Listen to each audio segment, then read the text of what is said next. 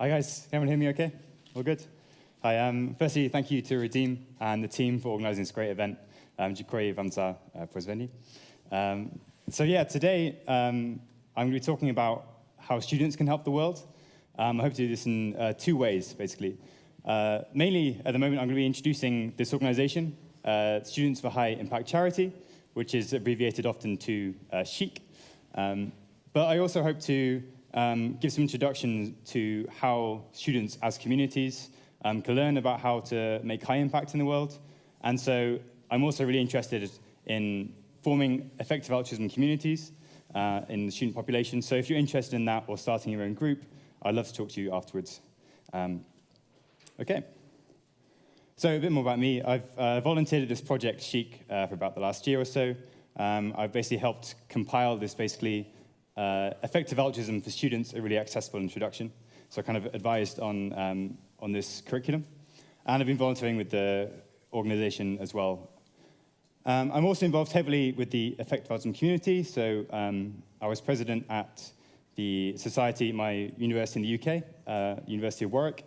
That was last year. And I'm currently trying to found an effective altruism society in Cologne, Germany. I've also done some research for charity science, and I hope to do some more for sentience politics in the future. So it's a bit more about Students for High Impact Charity. To start off, I think I'm going to let our founder, who's going to introduce it through this video. So I hope this all works. Hi, this is T. Barnett with SHIC. This is just a short video where we'll graze the surface of what Students for High Impact Charity really is. Feel free to put your feet up, take your socks off, whatever you need to do to get comfortable, because I think you'll enjoy this course. This program is adaptable for all ages, so there's something for everyone here. Students for High Impact Charity is the only global network of classes and extracurricular clubs dedicated to exploring how students can achieve the most effective pro-social impact. Now, what does it mean to have the most effective impact? You might wonder whether these are just buzzwords, but at a fundamental level, we're interested in completely rethinking what it means to do good. In fact, I think much of what you learn here will likely alter how you think about a lot of things. You can think of this program as a toolkit and a roadmap all rolled into one. What it's not is an answer sheet. You're joining students and teachers from the US, Taiwan, Australia, the UK, Nigeria, and more. Just a truly global network of students hunting for innovative answers to a single question. How can I make the biggest difference in the world for the greatest number of people? And that's our driving force. We leave it as somewhat of an open question for you, but work to help craft and refine what you need to approach this question. That's the difference between pitching in and making waves, the difference between charity and high impact charity. So now that we understand where we're coming from, what does it look like on a practical level? We support and recommend 9 charities that have been identified as top performing in their respective fields. And because we care about helping the most people, you might see us take charities off the list or add them on, depending on what is proven to do the most good. And that brings me to the second major difference between charity and high impact charity. How do we know our top charities are 10 times or even 100 times more effective than others? It's because we trust these evaluators who pore through the data and calculate it out. If you're curious about how they do that, you're our kind of people, and you're at the right program. We cover that and tons of other things too. Our curriculum addresses the most effective ways to combat the greatest issues facing humanity. And as a student ambassador or teacher, you'll be putting these high-stakes questions to your groups and classes. If you're going it alone online, there are plenty of ways to amp up your impact right at your computer. So welcome to the most sophisticated program out there for students about doing good. And congratulations on being well ahead of the curve. Okay, so that was an introduction to the SHIC online course. So hopefully you'll recognize it's a very accessible introduction to effective altruism. So now a little bit more about it. So by students, to specify, it does tend to mean high school students or students kind of before university, which is normally below the age of 18, roughly, but it can also be used for university students as well, as I say, as an accessible introduction.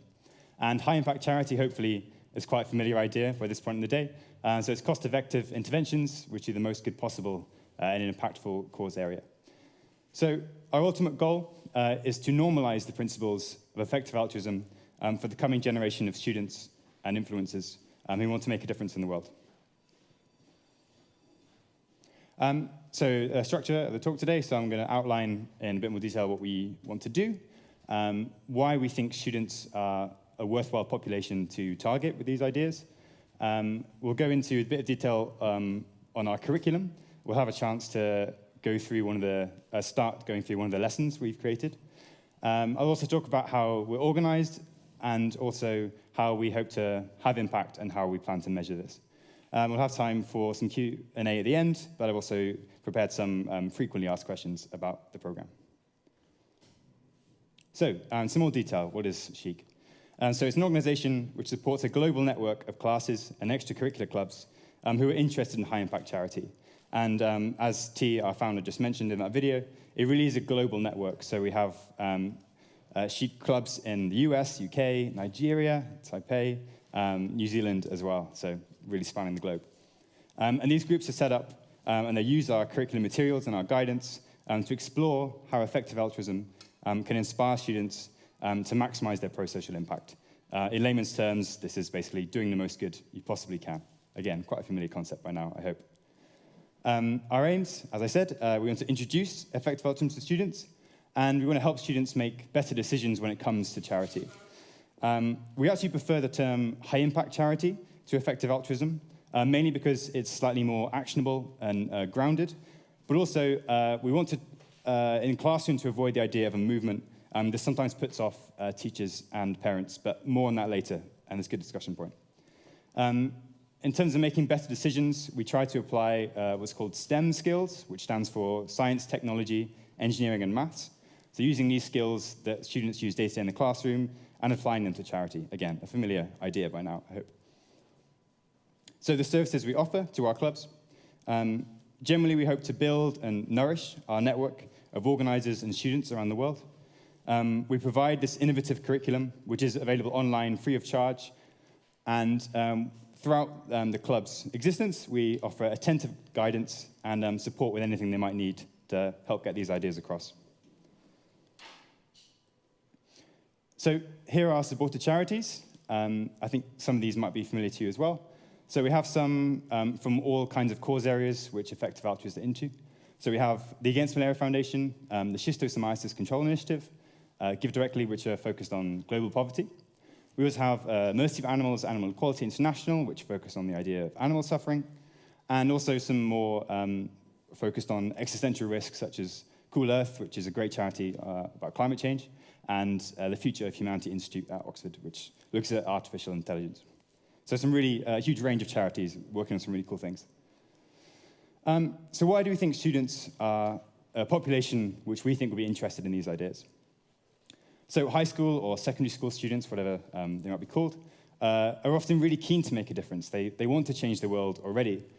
We believe sometimes all that's really needed is some information about how to do this effectively. So we're just using their passion, which is, I think, already there. It's also, recruiting students is something of a force multiplier, which means that if we get more people interested in doing good effectively, and in the long term, they'll be part of this team, this big community that wants to do good, which will thereby multiply our impact. The whole project, I think, will produce very high value and with little investment at the beginning. So SHIC only actually has one full-time staff member. The rest of our team are just volunteers like me who've helped make this curriculum. So information is so valuable. So more students that hear about this, they can produce incredible impact in the future.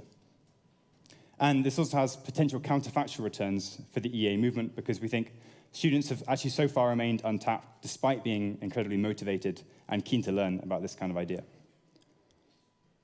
So the curriculum, or the Kashiculum, it hasn't caught on yet, but I'm pushing for it.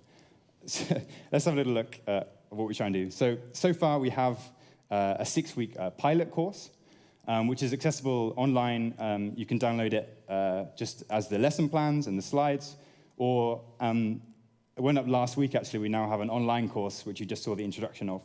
So now students can learn the material in their own time. And again, all of this is completely free to download.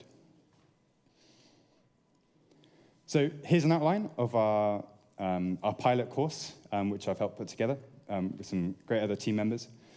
So to start with, we do a giving game. I don't know how many of you are familiar with this idea, but basically, we ask students to look at 2 or more charities and to evaluate which they think are the most effective. Whichever they think is the most effective, they can actually divert money to donate. So the money is donated by the Life You Can Save, and each student has the power to donate £10, euros, dollars, whatever, to whichever charity they think is most effective. And this is a really great way to introduce the idea of comparing effectiveness of interventions. In level 1, we try to smash some preconceptions about the world in a quite general way. We use the ideas of Hans Rosling, who kind of really tackles the data about the world and poverty in particular. In level 2, we focus in on poverty. In the same way, we want to smash some preconceptions about what people think the state of the world is regarding poverty. But I won't go into too much detail because we're going to try this lesson in a little bit.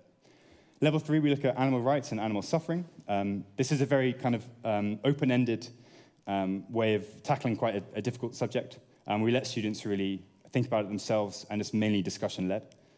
Level 4, we tackle the quite difficult topic of existential risk. So how catastrophic risk to humanity could be an important cause area. Again, this is a tough one to do, but I think it's actually quite accessible. Level 5, we look at how students might want to develop their career to do the most good they can. This uses the ideas of 80,000 hours, which has come up a few times today, the kind of effective altruist career service. And in level 6, we look at how students can basically be effective altruists, so how to fundraise, and we encourage students to run their own fundraiser at the end of the course, where that's possible. Okay, let's have a look at an example lesson. So this is the kind of thing we provide, which is like a lesson plan. So I'm not just improvising, I'm kind of going from a script. So we have the goals we want from a lesson, the skills we want students to develop in taking this lesson, a rough timeline, so all the detail they need, and any materials they'll need or which we can provide for them. Okay, so it's time for you to imagine yourself as a high school student again. So imagine you're wearing maybe slightly less fashionable clothes, put back on the glasses, lose that self-esteem you've developed over the years.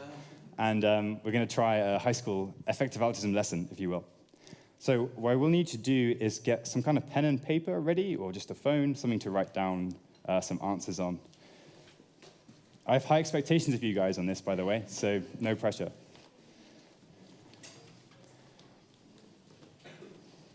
Okay, so there are 5 questions. And these are about your preconceptions about poverty. Hopefully you might have an idea of how we might challenge them today. So what I want you to do is write down your answer to each question, and also how confident you are with it in a percentage. So maybe 50% is like, I'm just guessing, I have no idea. 100% is like, I'm certain this is the answer. So an answer and how confident you are with it. So question 1, is world life expectancy increasing or decreasing?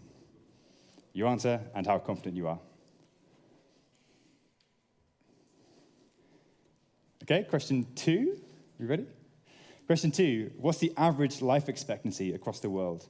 So an age, and your confidence level in that again.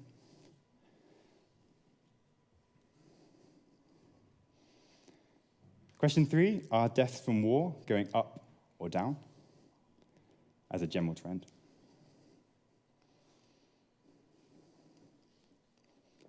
Question 4, are deaths from measles going up or down? This is a specific disease. I'm not sure if it has different names. And finally, question 5, is the number of people without enough food to eat going up or down? Everyone ready? Or a bit longer? Okay. Let's get some answers. So, question 1, is world life expectancy increasing or decreasing? It is increasing. How do people do? Surprising? We'll find out. Question 2, what's the average life expectancy across the whole world? The answer is 70 years. Question 3, are deaths from war going up or down? You might see kind of a trend appearing now. They're going down. Are deaths from measles going up or down? They're going down as well. And is the number of people without enough food to eat going up or down? It's going up. No, it's down. It's down. So as you can see, whatever your preconceptions were, if you were maybe pessimistic, you should be optimistic. Things are generally getting better. And this is what we want students to know. But obviously you are students at the moment, so forget that. To really push this point home, I'm going to call on the expertise of the wonderful Bill Nye, who's going to smash some myths we might have about poverty. So enjoy. So there are a lot of myths associated with health, with world health. Well, as a science educator who fights myths, I've spent some time looking at the data. It's remarkable. We can see how, we can see why kids are dying, and we can see how to prevent it.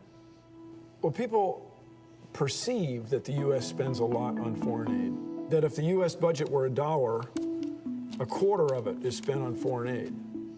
But that's not true. It's less than a penny. It's 0.8% of the federal budget. You can't even cut a coin small enough to represent how much money is spent on foreign aid. It's not that much. Now, this idea that wars or natural disasters, tsunamis, earthquakes kill most of the people, that's wrong. It pales, it's dwarfed by the number of people killed by preventable diseases. This sector represents the number of kids 5 years old and younger that die every year from injuries. This represents the number of kids 5 years old and younger that die every year from non-communicable diseases, cancer, things you inherit.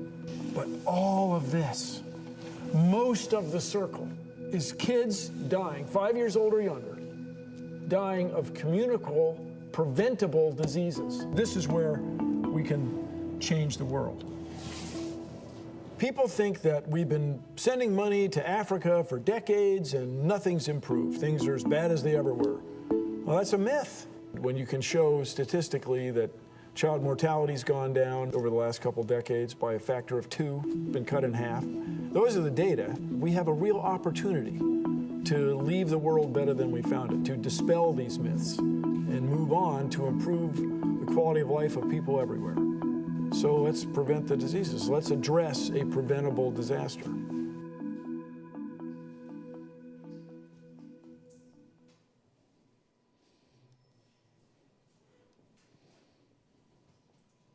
Okay, so yeah, those are those myths outlined again, so in some more detail. People often think that the country they live in spends a lot of their budget on foreign aid. Often this really isn't true. So US on 0.8%. In the UK, we're doing marginally better at 1.7. I think the Czech Republic is 0.7, but don't quote me on that. That was a real guesstimate. But as you can see, generally, it's a lot smaller than you might think. Another myth is that wars and natural disasters kill more people than anything else. Maybe this is due to the availability bias that Lucius might know about, which things that seem threatening seem more probable to us, but it's just not true. So the reality is most deaths for children aged 5 or under is due to preventable diseases, and I think there's a lot we can do about that.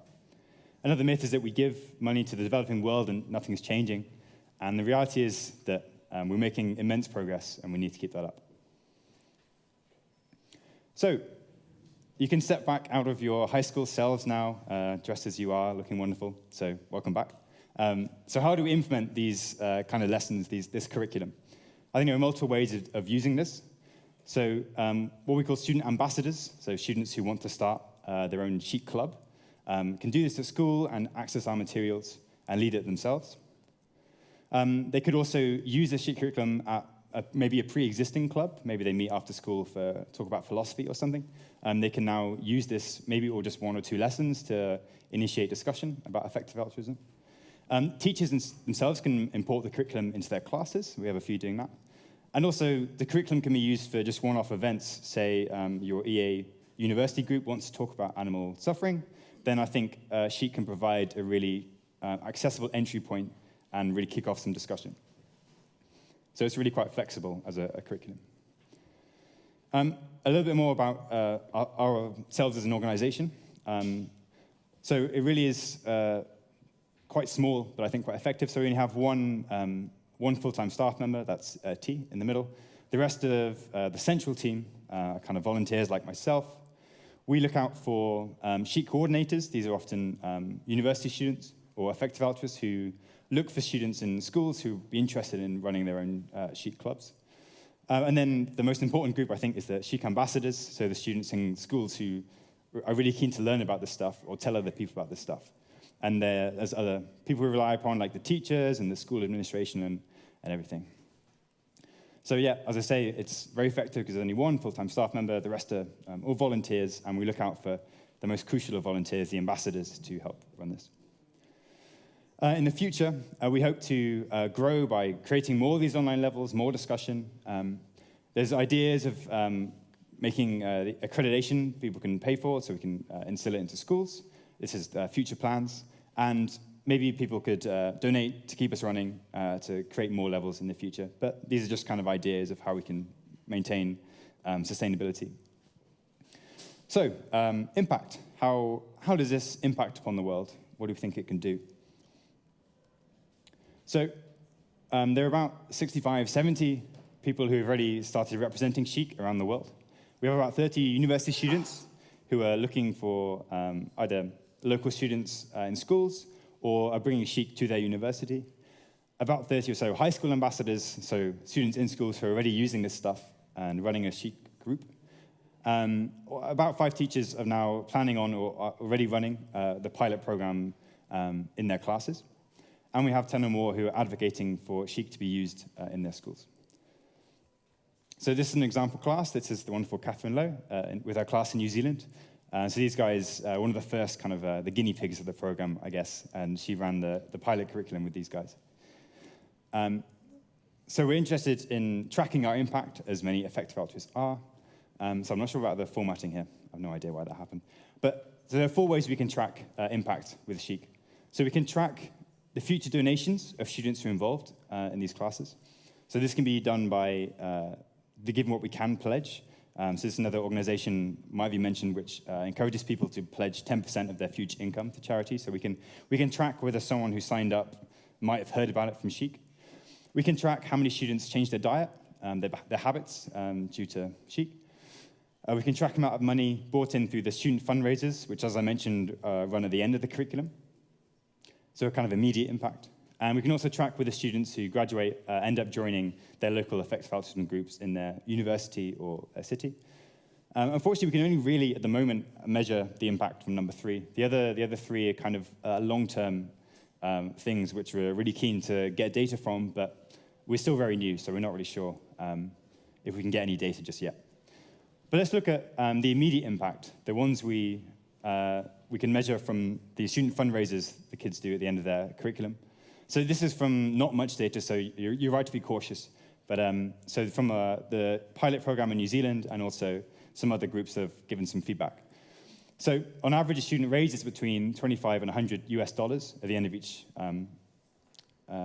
fundraiser they do at the end of the curriculum. And this adds up, on average, to about £1,600 or dollars, sorry, to high-impact charity.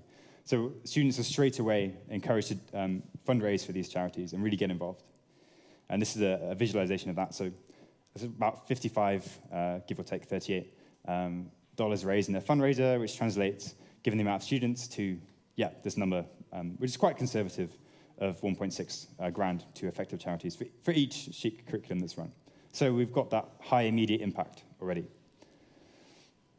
We've also got some qualitative feedback from students and teachers who have already run this curriculum, and I'm pleased to say it's very, very positive so far.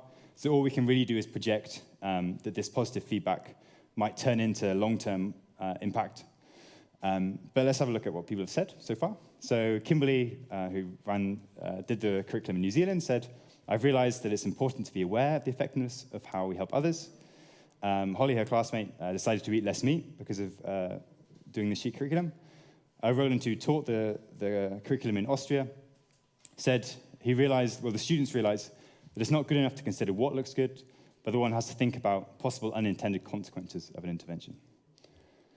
This is a report from Alice in Taipei, who ran the curriculum, and she said, by using it, she's helped make the events more interesting, more engaging, And because it's well prepared, she can easily let people know and let new effective altruists lead the events.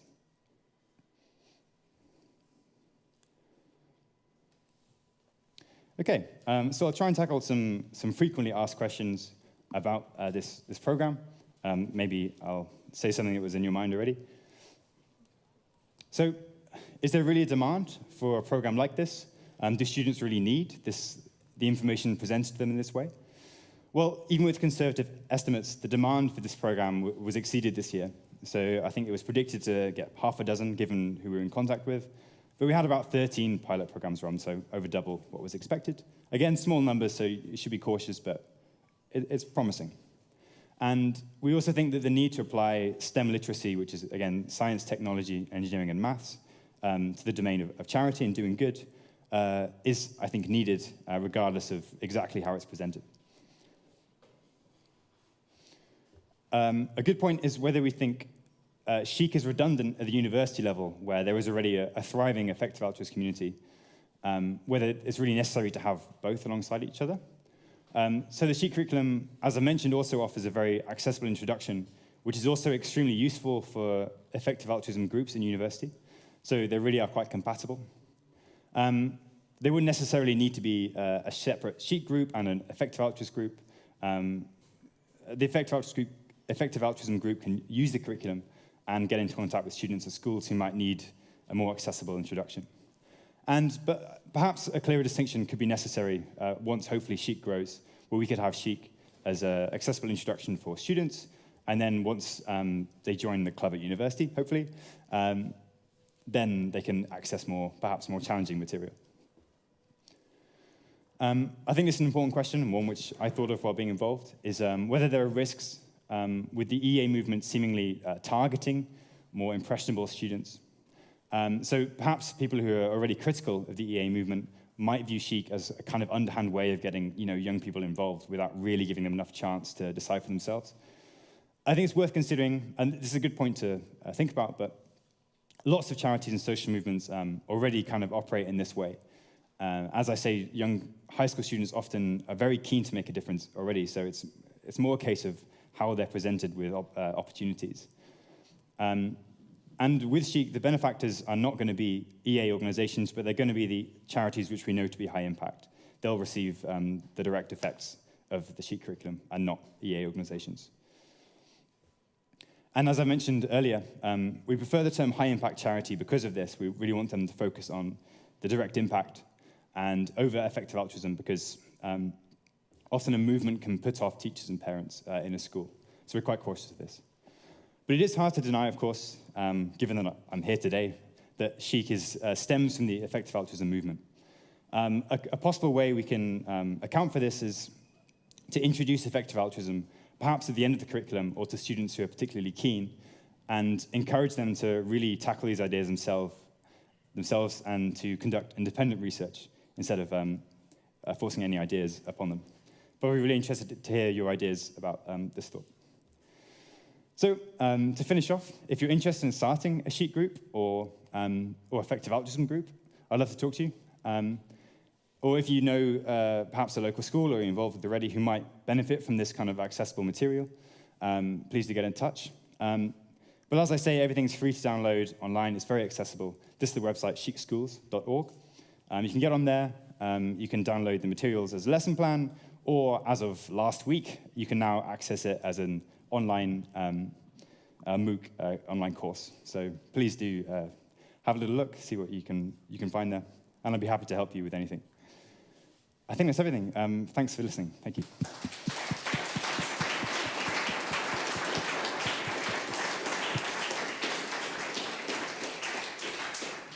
Right, thanks a lot for that great talk. We'll now have 15 minutes for some questions. So maybe your high school self has a question. Right, who would like to ask? Yep, right, the man in the middle. Hi, and thanks for the talk. I wanted to ask why you insist on STEM being part of the SHIC curriculum. STEM, yeah, so I think STEM should be interpreted as a very general term. I think.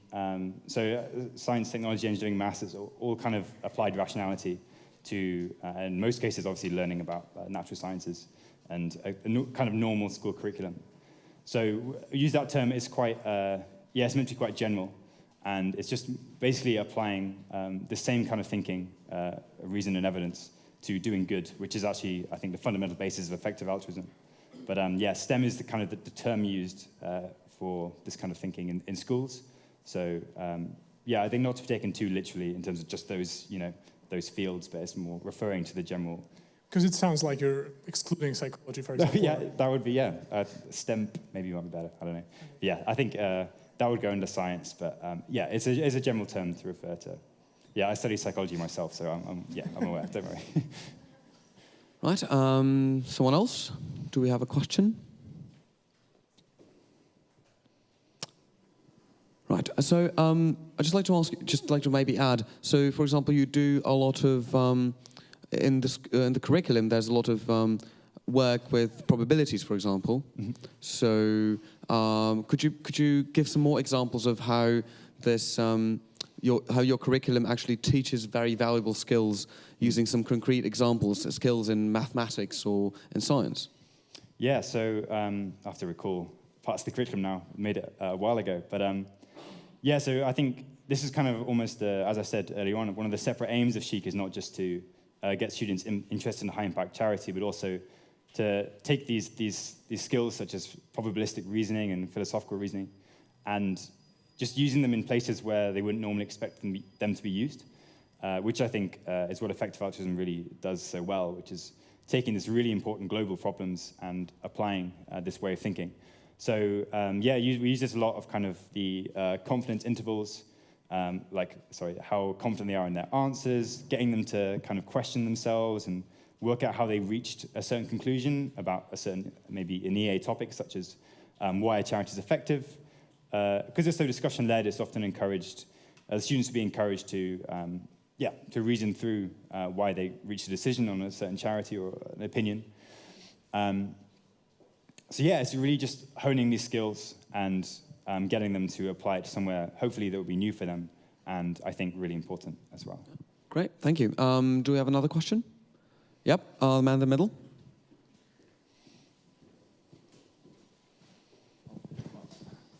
In the preceding talk, we heard that people generally hate statistics. Is it also true for high school students? And if yes, how do you convey the information you need to convey to convince them? Yeah, sure. Well, I guess a part of SHIC is to undo this fear of numbers and statistics. I think by exposing them, as I say, taking them out of the normal context of like a maths lesson early on and seeing how important they are to be used elsewhere will, in one sense, kind of reduce this adversity to statistics and whatnot. How best to convey the information? So I think, there's a huge focus on making it discussion-led, using very kind of, as you saw, like videos, which really explain it very clearly. So I think Bill Nye is a good example, kind of, it is based on statistics, but by introducing it in like a new area and doing it in a very presentable, accessible way, I think will convey these very important ideas to students without, making them like read through an academic paper or something. It's kind of those two things of getting them used to statistics and realizing how useful they are, and by applying them to a different context, realizing their importance. And again, I think I encourage you to have a look through the curriculum, whether you think it is conveyed well. We'd love to hear if you think it is too kind of maths heavy, but it's mostly, discussion-led, using a lot of videos and graphics. It's a good question. I've got a follow-up to that. Just a general question about your pedagogy. So where did you get the ideas about how to actually do the curriculum? So did you look at some contemporary pedagogy science or do you use some techniques? I'm probably not the best person to ask. I wasn't around when they first decided upon the means of getting this curriculum across. I knew they, when we were designing this curriculum, we used a lot of, so a lot of teachers were involved so I was kind of on the EA side of it, but there were a bunch of other people who'd been educators for a long time, and I think this gave it a quite solid basis for its impact. I'm not sure that answers your question, but yeah, I guess I'm not the best person to ask, maybe. Right. Do we have another question from the audience? Yep. Okay. Great. Yeah, I just had that idea. Do you have any means of communication between schools and maybe universities and teachers who are involved? So, I mean, that would be the great intercultural part, and also the motivation for students and teachers to take part in, so that you could involve more people and get them more experienced in that through intercultural exchange. Yeah, I think that'd be incredibly valuable, yeah. As I say, it's quite early days, and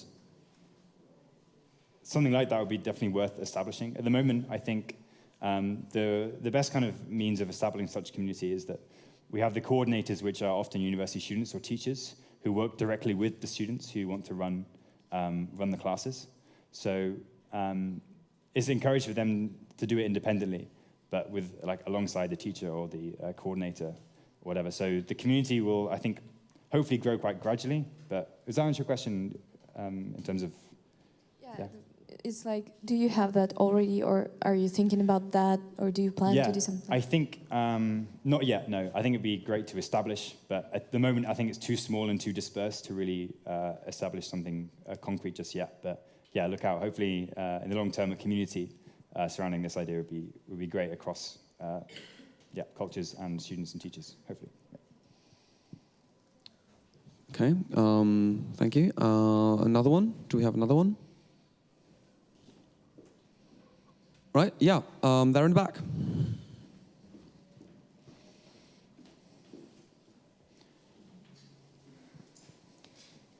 Hello, thanks for the talk. I would like to ask you, how did the students react to the, I suppose, vegan part of your area? There isn't a vegan part as such. No, not really.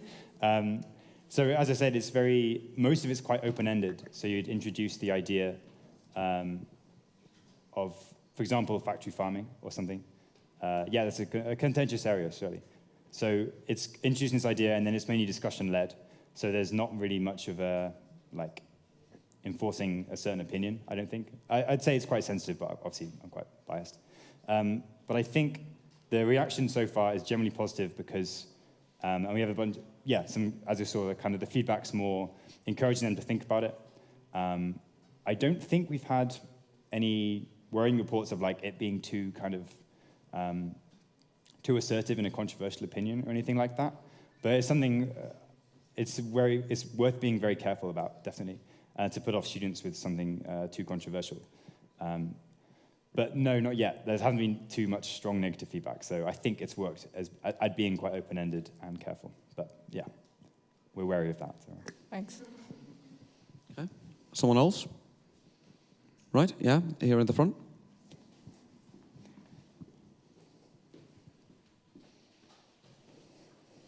Hello, thank you for the talk.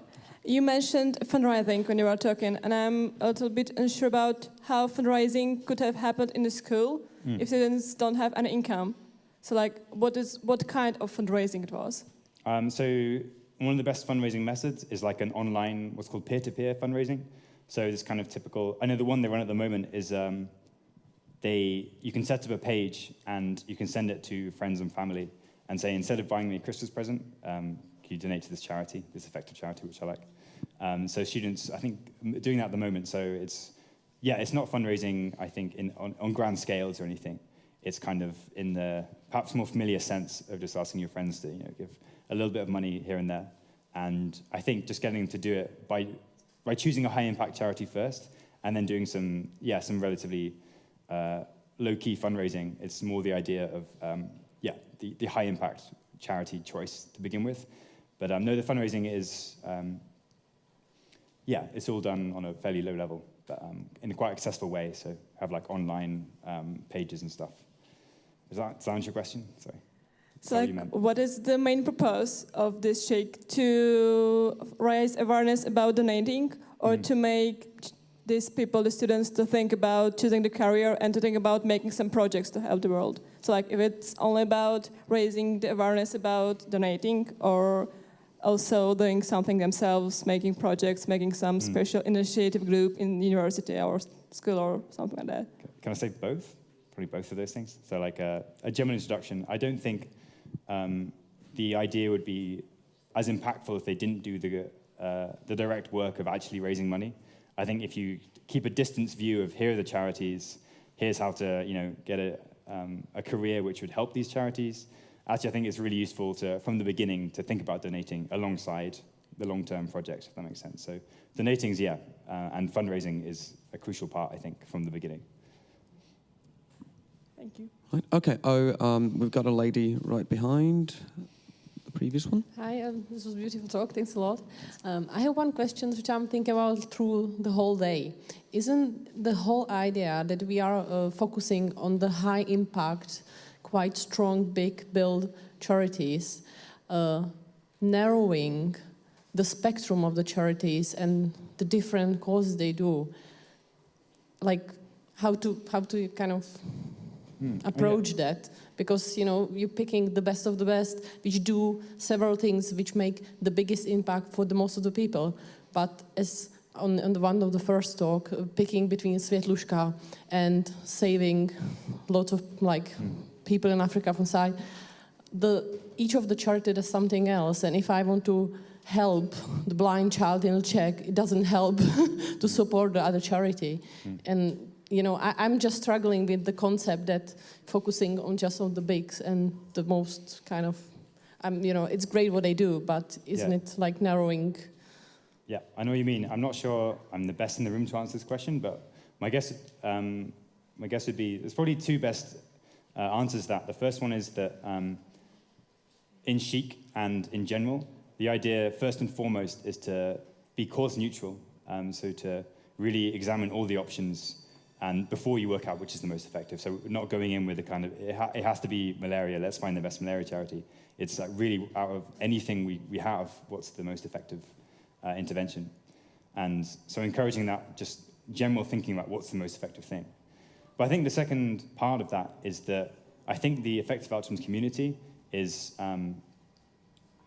very, flexible is the wrong word, but it changes when new evidence comes to light. So were an effective charity in a certain field reach a funding limit, or perhaps their intervention starts being, the problem starts being solved, it sounds very kind of utopian, but it really gets traction, maybe with government or something, where funding would no longer be useful, then we'd have to shift. We'd have to look at new solutions, have to look at new charities. And the best exemplar of this is that a couple of weeks ago, GiveWell updated their effective charities, and it wasn't narrowed, the list was made longer. So I think 3 more charities, or even more than that, were added to the list, basically. So this really, the idea of narrowing, I think the trend is actually the opposite, in that especially the charity evaluators are really interested in looking with a wider scope, like what else is out there we're missing. And this was shown recently by not just GiveWell, I think animal charity evaluators added more to their list.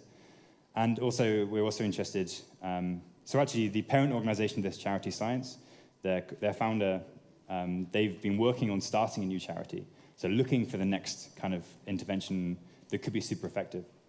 I think the better answer is that the effective outcomes community is not narrowing its scope, it's actually widening it.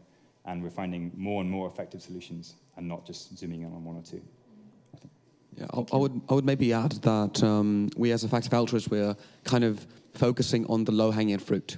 So basically we're looking at, one of the core ideas is looking at neglectedness. So that means basically let's look at what nobody cares about, or which doesn't seem sexy, and we can have a lot of impact there.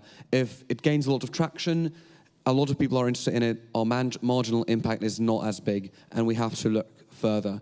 So in the case of Světluška versus trachoma, basically nobody knows about trachoma, but Světluška already has a lot of traction. You see them in the streets of Prague or other cities in the Czech Republic, and they would get the funding anyway, kind of.